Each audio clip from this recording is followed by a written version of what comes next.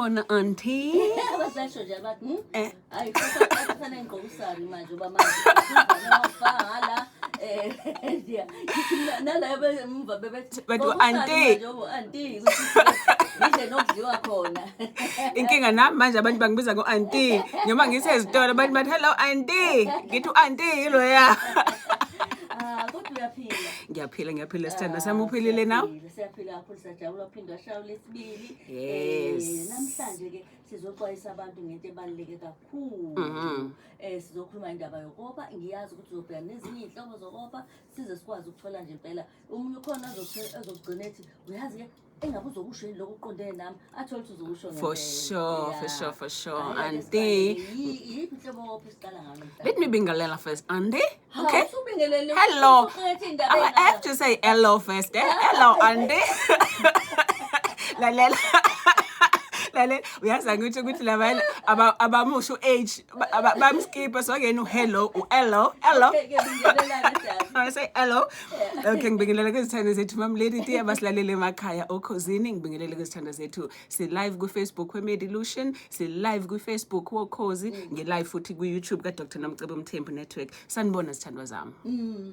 Ke sawubona nami ngiyayipintsha lapha. Pinch auntie pinch yourself. Sikhuluma kanjani ukuthi sikhuluma ngasikhathi? Yes, mamlady D ngoba i-world noma ngaze South Africa Hemophilia Day. Ngiyafunda isikhulume ngale sifo mamlady D ngoba kunezifo eziningi abantu ezibaphatha emakhaya uthola ukuthi akazi ukuthi isifo sini. By the way mina ngeke unosalukwazi. I hope lo gogo mhlambe ngafona namhlanje ife khona or abakube belalele owekade efikile kumina 2 weeks ago or mhlambe last month.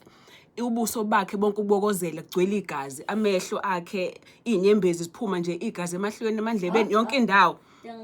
So if abomndeni bekhona belalela bake bafone nje baxoxela abantu bokhozi ukuthi unjani lo gogo manje. No ngibaleke sona auntie is my job auntie. My job is to go deep, you know. Okay. Yes, so but ke mam lady D as much as ngithi isifo esingajwayelekile but sikhona njengoba ekhona lo gogo wafika kumina nalesifo. So asike siqashise ngaso ke namhlanje hemophilia igama lelo mam lady D lisho ukuthini lis Greek, okay? Uhim ushigazi, okay? Or ukopha. Uhim philia means love, okay? Okusho ukuthi umuntu othandwa ukopha lo muntu. So inkinga le isifo sokopha kakhulu. Okay, akufani nomuntu esithi wopha ngoba inhle isikhathi njani okunye lokho ngoba suke sazi lokho kubangwa ama hormones nezifo ezithize. But lo usuke enesifo sokopha ngenxa yokuthi kunalama protein thizeni adingekalayo kuze igazi lakho ihluli. Okay, isigodi sami ke sithi ihluli, okay? So leyo protein leyo eyakha ehluli umzimba wakho either awulenzi leyo protein noma ayikho, then igazi lakho lophe udu wena ayisekho le protein ezohamba iyobamba ukuthi wena ungasophi. Now lesifo mamlady D kumuntu if ukuthi usikekile nje kancane phela ungapress egcine sokuyekile ukopha but kuba inkinga kumuntu ogcine sophela ngaphakathi ngoba omunye uvele ophe njengenzeke lutho ophele ngaphakathi lapho uyabona ukuthi izitho zakho zangaphakathi zigwiliza kwegazi lakho. Omunye ophe ngaphakathi ophele emadolweni akhe uthatha amadolo akhe ase-stiff yashisa asakwazi nokunyakaza kanti uyopha ophela ngaphakathi kumalungu akhe omzimba. So Mhlambulo rinse auntie uyakhuluma nje mina ngicabanga ugogo ukuthi ugcina umenze njani. Okay, mhlawumbe abakagogo abafone please if mhlawumbe abaziwanga mamlady D mhlawumbe bafone abafone abakagogo, okay? Right. Ngisho kanje ngoba ngithukile ugogo ngimbona efika last week efika ngimbona ugogo ukuthi usenjani kodwa mhlawumbe akazifonele yena ugogo asho.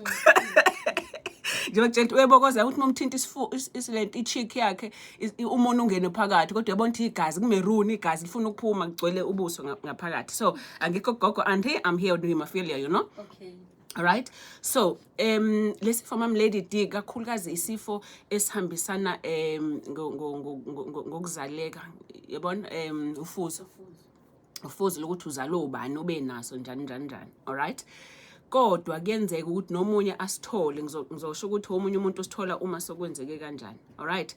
Now asike sisho oqala mamlady D ukuthi if uyopha normally awunaso lesifo kwenzeka kanjani kuwena uyopha usikekile, ngithi ukopha kwakho imithambo yakho yegazi iyona esuke sisikekile lo mthambo wegazi. Lapho usikeke khona ilapho opha khona. Angithi now normally kuzokwenzeka kanjani into kufanele yenzeke emzimbeni wakho? Uyasikeka umthambo wegazi wophe, mase umzimba wakho ubona ayi khona lokuputshuka khona o next door balapho owopha khona bavele bona bazifinqe, yabona, mase imthambo le iyavaleka kuze lingasabi khona igazi more elidlulayo eyala lokusikeke khona. Alright, number 1 step sokuqala kusho ukuthi le ngapha nengapha lokusikeke khona leyo mthambo ivele izifinqe kuze igazi lingasadlula eliningi kuya khona. Right, but 2 umzimba wakho nalama protein engiwasho kuthiwa ama clotting factor ne ahamba abantakanye nezinye izinto ezisegazini zakho vekuthiwa ama platelets, uyazi kuthiwa ama red blood cells nama platelets ahamba yokwakha iplug ezofika ivale kuleyo ndawo ukuze leyo ndawo manje iphole igazi lingasadluli. Again umzimba wakho wenze enye into okuthiwa imesh, njenge mesh wayo ubeke khona ngathi igauze, so wenza ukuthi ayihlanganeke manje le ndawo kubuye kuphole futhi la kade kusikeke khona umthambo wegazi. So normally umzimba wakho wenze njalo uma kukuthi uyopha wena. Lesifo lama protein bengikhuluma ngawa sekuqaleni okuyiwona aqala afika hamba akhi plug yokuqala yokuthi umzimba wakho awuyeke ukopha awekho o mancane. Alright, so uzothi mufunda ke kuba nenhlobo ezithize zo hemophilia A u B ka ngokuthi AYP factor engekho either u8 noma u9. Alright, but into ebalekile ukuthi siqwashise umuntu emakhaya ukuthi uzozwana uzobonani if ukuthi unalesifo. Alright, now khumbula ukuthi ayisekho le plug ke manje ezovimba ukuthi igazi lakho alingophi, suwopha udu. So uthi uma wena kade wenziwe ioperation suwopha unomphela, okay, wasikeka uyolugcinezelile njena uwopha awuyeki ukopha, or even emzimbeni wakho wazishayisa nje edeskini sukunesibunge nje lapho esimnyama kubonisa ukuthi ushayekile. Even if ushayeke kancane ihlale lento isikhathi eside. Kade ujovile wena umjovo wakho vele ukujikele nje kade ujove khona uvuvukale kube ebhlungu kube njani kanti uyaqhubeka uyopha ngaphakathi. Alright, but more lapho kuba khona inkinga kuma joints kakhulu mamlady ngoba kujwayelekile ukuthi wophele kuma joints. So uzothi masuwopha kuma joints akho uzothola ukuthi ayashisa ama joints akho abhlungu ayashisa, or umuntu uthi uyayigoba i-joint noma yiphi joint, whether indololwane, yidolo, yiqakala, zonke lezo ndawo kungenzeka konke lokho kuvuvukala. Alright, so umuntu uyayigoba leyo joint yakho ayisavuma ukugobeka ngoba igcwele igazi phakathi and kuba bhlungu. So if kuukuthi kuyenzeka njalo kuwena uhamba uyobona udokotela wakho, ungazama ukuthi uzilaphe as much as ngizosho izinto ongazenza lana, but hamba uyobona udokotela ngoba lesifo serious sokukhona izinto odokotela kufanele sekunikeze zona. Or ungazithola wopha kwindle yakho ungazi uthi kade usetoilet uzikhulula uvela ubone nje igazi eliningi liphuma.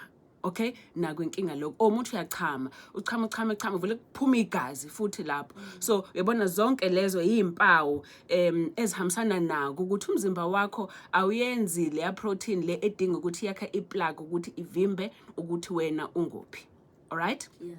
Now lapho kuba ingozi khona kakhulu mamlady D kulesifo kubalekile siqwashi ngoba siqwashisa ngaso ilapho umuntu esophela ngaphakathi, either wophela ngaphakathi kwisibindi sakhe, inhliziyo thothi igcwele igazi, inhliziyo isibindi igcwele igazi, amaphaphu agcwele igazi. Alright, but lapho kuba ingozi kakhulu engqondweni if kuukuthi umuntu vele uyopha ophele ngaphakathi engqondweni yakhe.